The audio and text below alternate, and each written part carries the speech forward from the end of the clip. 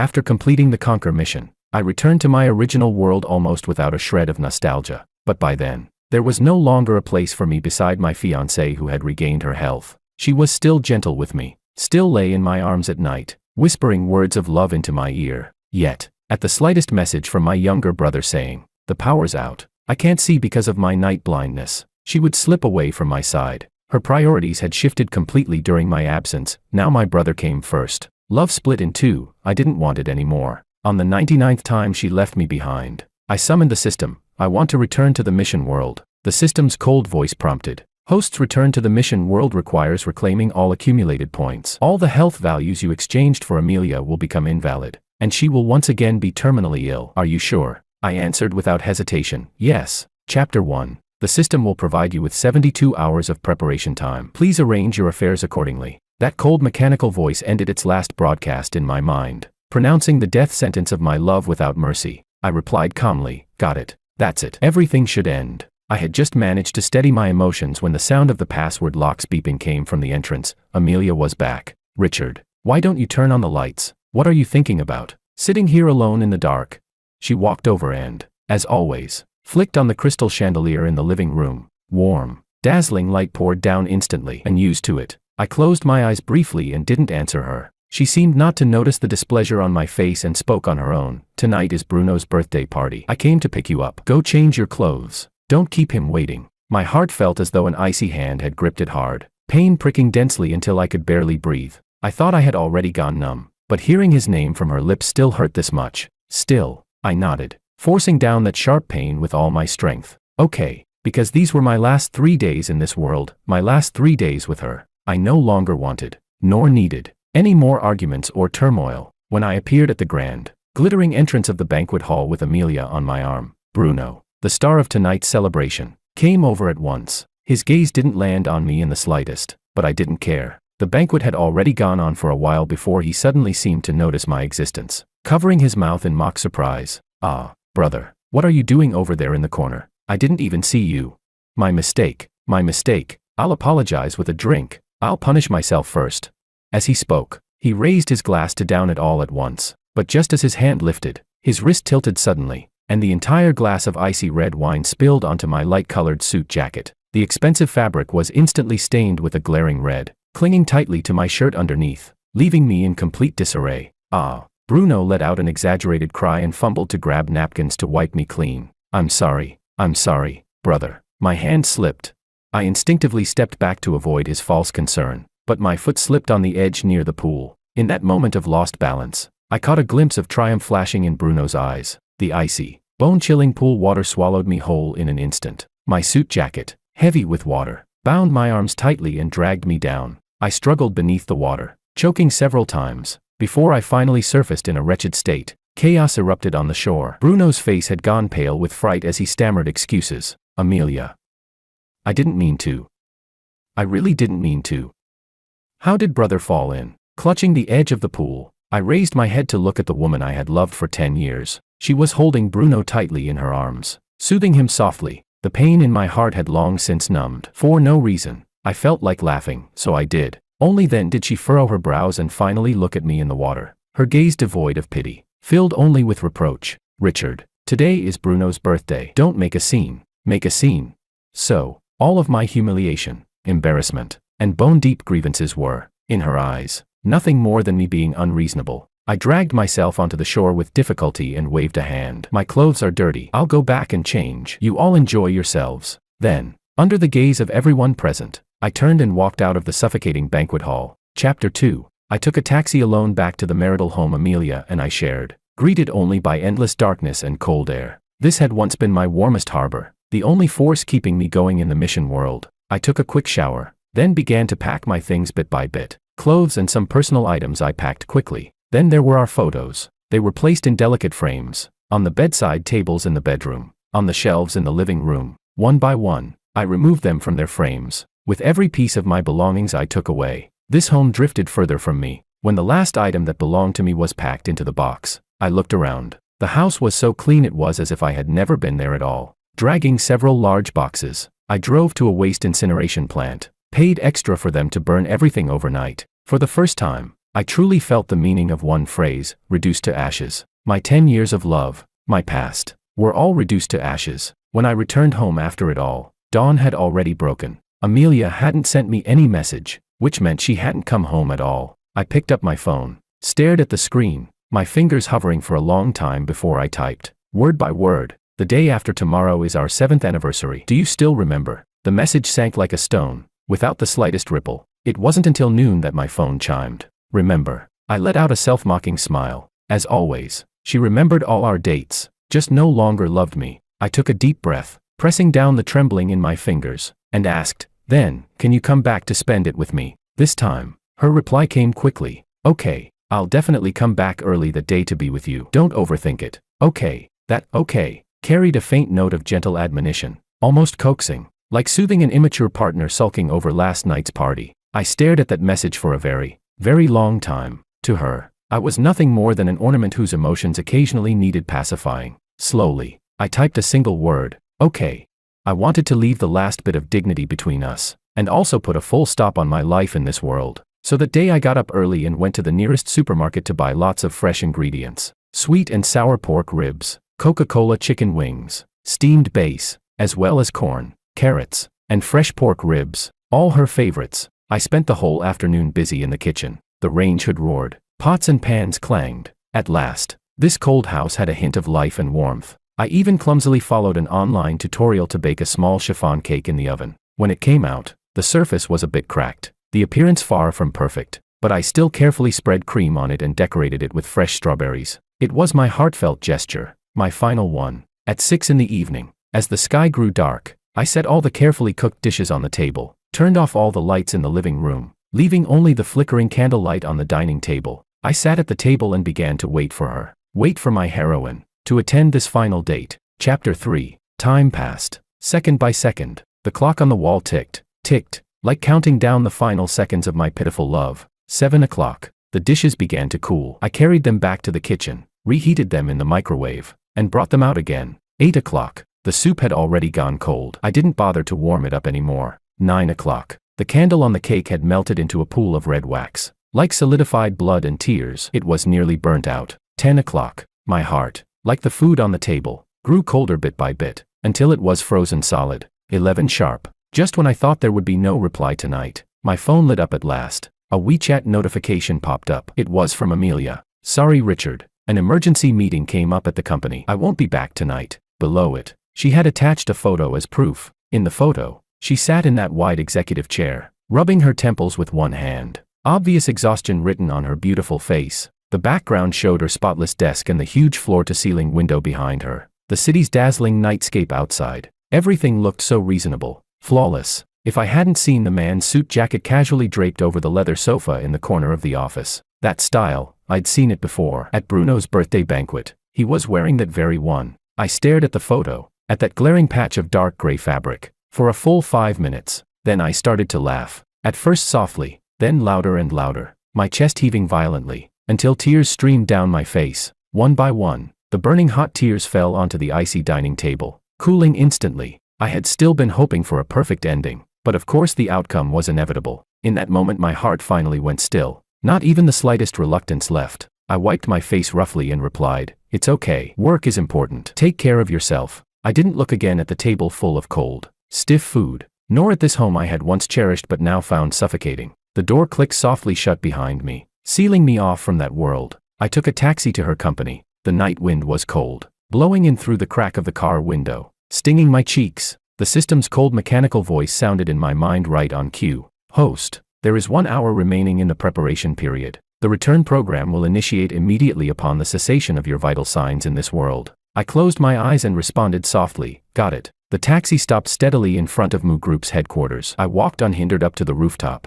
pushing open the heavy iron door. A powerful gust of wind rushed in, nearly knocking me off my feet. My short hair whipped into disarray. Step by step, I walked to the edge of the rooftop and looked down. The lights of the entire city beneath my feet merged into a brilliant, dazzling river of stars, beautiful and cold. I timed it precisely, matching the system's countdown to the final second. 3, 2, 1. I spread my arms, closed my eyes, and leapt. My body plummeted rapidly. The wind howled madly past my ears. the weightless sensation bringing me an unprecedented lightness and release. As I fell through the massive floor-to-ceiling windows of the executive office, I saw the two bodies tangled together. I also saw Amelia. She seemed to sense something. Her face, lost in passion, suddenly froze. Then she lifted her head, instinctively looking toward the window. Our eyes met precisely through the pane of glass in midair. I saw her expression shift instantly from hazy desire to sheer terror and disbelief. Chapter 4. I hit the ground with a heavy crash, my body colliding with the cold,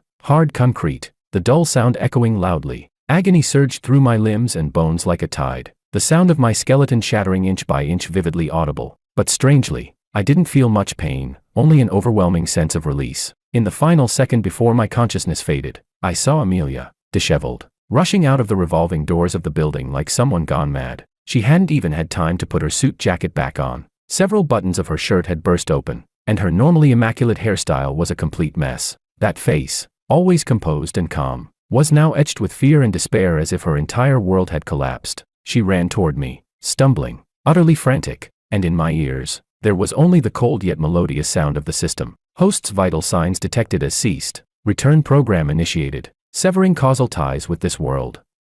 10%. 50%. 100%. Severance complete. Amelia's world was torn apart in that instant, when she saw that familiar figure falling like a kite with its string cut through the massive floor-to-ceiling window. Her ability to think was ripped away, leaving only a terrifying blankness. Those eyes he had kissed countless times, always carrying a gentle smile, in that moment of falling, looked back at her, calm, even tinged with a hint of pity. In that moment, time seemed to stretch endlessly. She watched him fall, and fall, like a leaf torn by a violent wind, until he vanished from her sight. No. A scream erupted from her throat, inhuman in its despair. She shoved the still bewildered Bruno off her, not even pausing to fix her clothes, and staggered out of the office. She shoved past everyone in the hallway, ignoring the secretary's shocked calls, running for the elevator like a madwoman. The elevator numbers descended slowly, each second stretching like a century. She couldn't wait. She turned and bolted for the stairwell, taking 3 steps at a time. Her lungs felt like they were about to burst, her heart pounding wildly in her chest as if it would leap out the next second. One thought filled her mind: it can't be him. It absolutely can't be him. Richard loved her so much. How could he ever leave her? This had to be him sulking again, punishing her for missing tonight. This had to be some cruel joke he was playing on her. Yes, that must be it. But when she finally burst out of the building and saw that glaring red pool of blood and the horrified screams of the crowd, all her self-deceptions were ground to dust by reality. She stumbled forward, pushing through the crowd, her legs giving out as she fell heavily to her knees beside the cold pool of blood. It was her Richard. He was unrecognizable, the blood beneath him winding and flowing, staining his white shirt like a shattered rose in full bloom. His eyes were tightly closed, his face showing no pain, only a heart-wrenching serenity. Richard. Amelia reached out her hand, her fingers trembling uncontrollably, but she didn't even have the courage to touch him. How could this be? He had just messaged her that morning, asking if she remembered their anniversary. She had clearly promised him she would come back early to be with him tonight. Why was he here? Ah!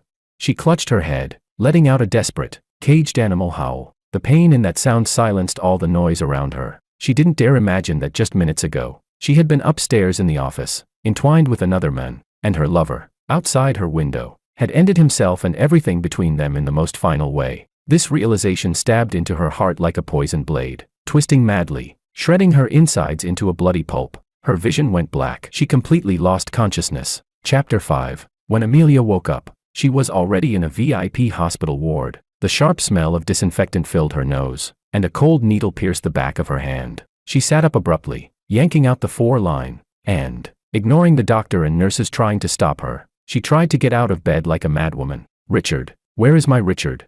Her voice was hoarse, as though scraped by sandpaper. President, please calm down, sir. A young nurse instinctively wanted to say that Richard was already dead. Where is he? Tell me. Amelia's eyes were bloodshot, and the terrifying pressure in her tone made the little nurse flinch, unable to utter another word. At last, her assistant arrived and carefully told her, President, your husband's body has already been taken to the funeral home. Funeral home. The word struck her like a heavy hammer to the skull. She staggered, nearly collapsing, and had to be held up by her assistant. Prepare the car. She shook off the assistant's hand. Her voice carried no emotion, but was as cold as the dead of winter. Take me home. She didn't believe it. She didn't believe Richard was really gone. He must be waiting for her at home, waiting for her to explain. waiting for her to coax him. But when her trembling fingers pressed the code and opened the familiar door, what greeted her was only coldness and silence. She stumbled to switch on the living room lights, the pale glow instantly illuminating the room, and illuminating suffocating emptiness. Too clean.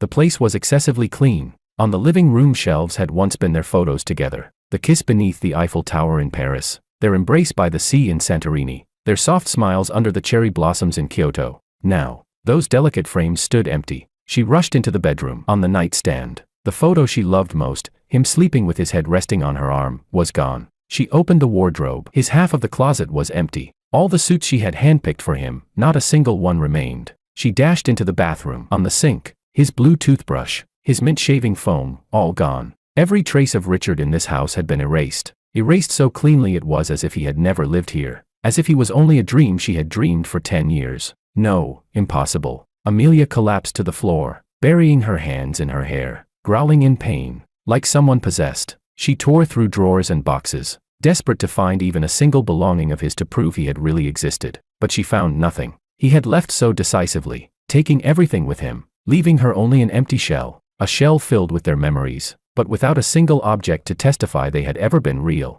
Her mind, in that moment, completely shattered. She finally realized he truly no longer wanted her. Scenes from the past came flooding back. She remembered the first time she met him, in the university library, where he sat quietly by the window, sunlight on him, beautiful as a painting. She remembered when she was gravely ill, and he never left her side, accompanying her through chemotherapy, caring for her daily needs. She remembered how, to raise money for her surgery, he had gone off to join some special mission she hadn't understood at the time, one said to be life-threatening. All she knew was, he had been gone for 3 years, and her body had slowly recovered. Chapter 6. In the year he was gone, her frail, sickly younger brother Bruno began to appear frequently in her life. He would bring homemade soup to the hospital to see her, clumsily tell her jokes. When she vomited in pain from the side effects of chemotherapy, he would silently stand by, handing her a cup of warm water. She admitted that in those darkest, most helpless days, Bruno's presence gave her a thread of comfort. So when Richard came back, she couldn't immediately push Bruno away. Naively, she thought she could manage both. One was the lover who had walked through life and death with her. The other was the younger brother who had cared for her. She thought she could handle it well, but she was wrong. She remembered the first night after Richard came back when they fell asleep in each other's arms. She kissed his forehead, whispering again and again, "I love you." But when midnight came and her phone lit up, it was a message from Bruno. "Amelia, there's thunder outside. I'm scared." She hesitated for a moment, then gently pulled her arm from Richard's and got up to dress. Richard woke behind her, his voice rough from sleep. "Where are you going?"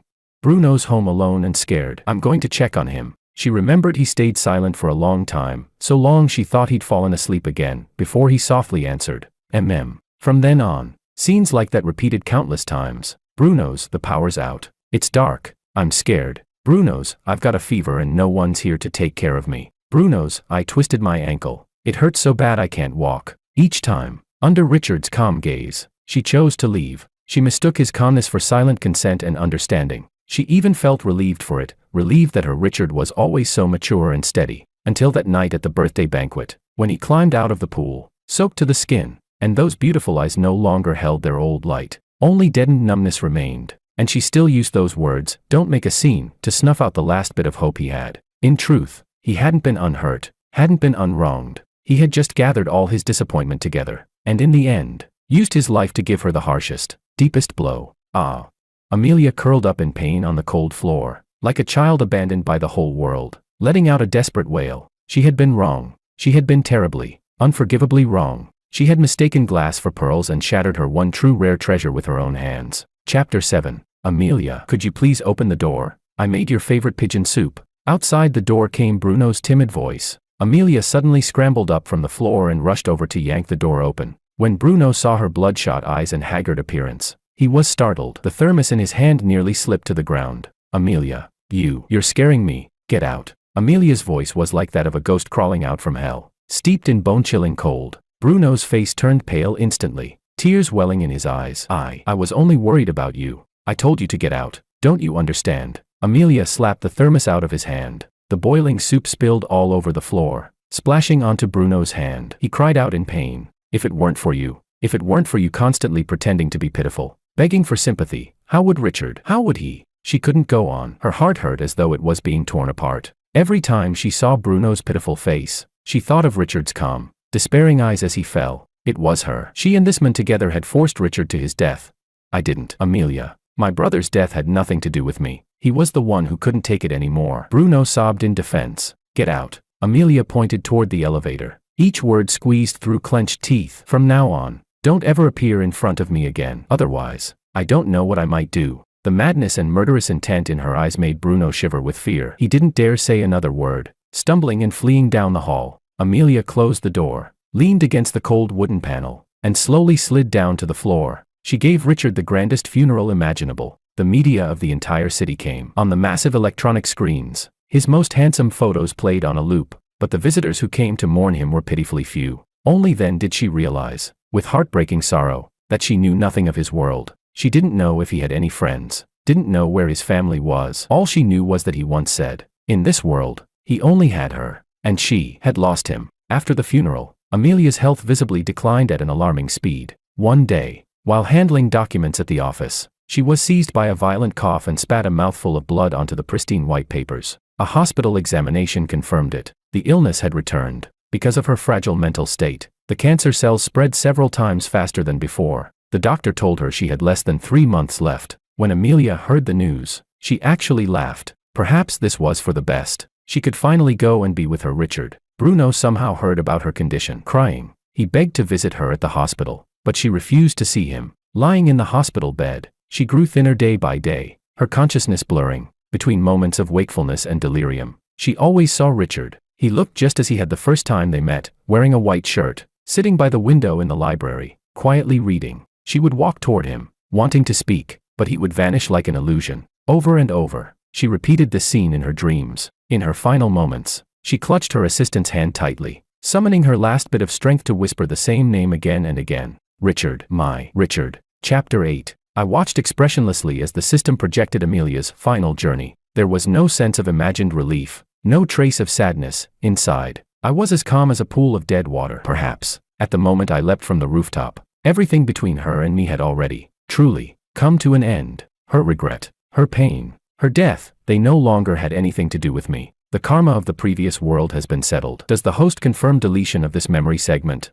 The system's cold voice pulled me back from my brief trance. I shook my head. No, leave it. Let it be a reminder to myself. Understood. The system replied. As per the protocol, upon completing the final conquered task, the system has cleared your original identity information from the previous world and erased all traces of your existence from the memories of everyone related to you in that world. Now, you will begin a new life with a new identity. As the white light faded, I found myself standing inside a bright and cozy shop. The air was filled with the sweet scent of butter and frosting. Sunlight streamed in through the spotless floor-to-ceiling windows, casting dappled light and shadow across the wooden floor. Menus I had drawn by hand hung on the walls, and the counter displayed all kinds of delicate, adorable desserts. This was the dream I'd always had, owning my own dessert shop. The system was actually being quite thoughtful. I smiled, tied on my apron, and began my new life in this world. The days passed peacefully and meaningfully. Every day I baked cakes, made cookies, brewed coffee and milk tea in different flavors. Watching customers' faces light up with satisfaction, I felt genuine joy. I thought I would spend the rest of my life like this, safe and steady. Until that afternoon, the shop's doorbell chimed crisply, and a woman in a professional suit stepped inside. Tall and slender, strikingly beautiful with an air of competence, just by standing there. She made the little dessert shop feel suddenly small. When I saw her face, the piping bag in my hand nearly slipped to the floor. Freya, one of my former conquest targets. How had she found this place? I instinctively called out to the system in my head. Didn't you say all their memories had been erased? Please rest assured, the memory deletion program has been confirmed. The system's tone remained calm and unruffled. Scan complete. Target individual Freya's perception of you, stranger. I exhaled slightly and forced myself to stay composed, putting on my standard professional smile. Miss, what would you like to order? Freya's eyes swept over the shop before finally settling on my face. In those sharp eyes there was a hint of curiosity, and a flicker of something even she herself hadn't realized, confusion. She didn't answer my question right away. Instead, she silently looked at me for a long time, so long that the smile on my face began to stiffen. Just as I was thinking she might have recognized me, she finally spoke, her voice cool and magnetic. I'm not here to buy anything. My heart skipped a beat. She continued, a few days ago, My company ordered afternoon tea from your shop. Among the items was a strawberry chiffon cake. She paused, as if searching for the right words. I tasted a flavor I'll never forget. My heartbeat faltered. That strawberry chiffon cake was the first thing I had tried to make after coming to this world. It was also the only cake I'd ever made for Amelia, on our 7th anniversary. From that day on, Freya's gaze locked firmly onto me, that look almost frightening in its intensity. I've had an obsession. It tells me I must find the person who made the cake. My hand holding the piping bag unconsciously tightened. Her eyes, once cold, now gradually softened with warmth. There was even a faint, earnest plea in them. Hello, my name is Freya. She extended her hand, the corners of her lips lifting into the slightest curve. May I have the honor of getting to know you?